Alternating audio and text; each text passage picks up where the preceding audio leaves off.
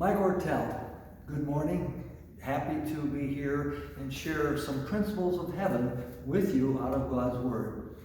I was in Maine a few weeks ago, and while I was there, I went with some gentlemen who were invited to help at the spur of the moment a lady who had some things to be done. But you had to rip a freezer out of this old building, and it was an all-day affair.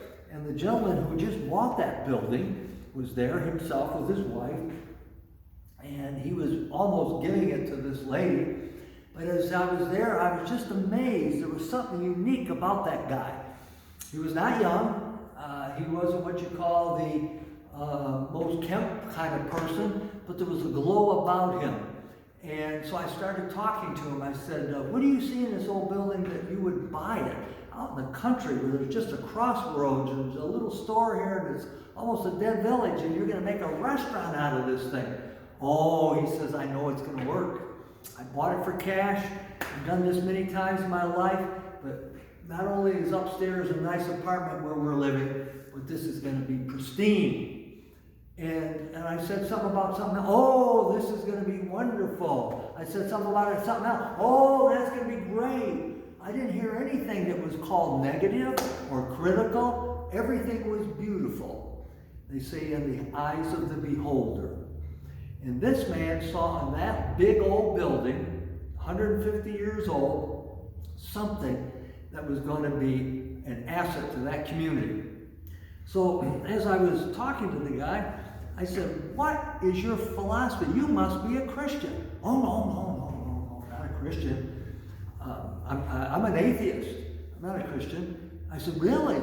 But I said, you seem to live by Christian values and principles. He says, well, they're all out there for anybody to use, and I might as well use them. And I know the more positive I am, and the more I see beauty behind what others don't see, I'll be blessed. I'm saying, well, that sounds like a Christian. So I said, give me one of your little axioms, little poems, or whatever sayings that keeps you going. He said, remember this one.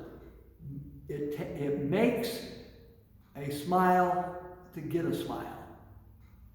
It takes a smile to get a smile.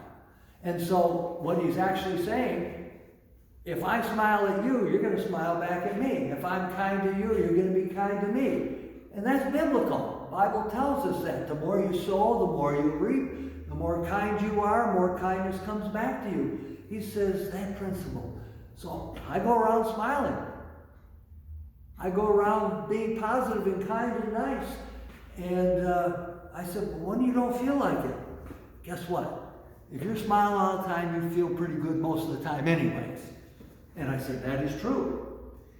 And as that group worked that day, that one man leaning on an old restaurant bar was looking at all the work that was going on. Every one of those people were influenced by his smile, by his kindness, and his generosity. I never saw him say anything negative. Everything was good and positive. He was grateful, thankful, and happy. We can have that too. Remember, it takes a smile to get a smile.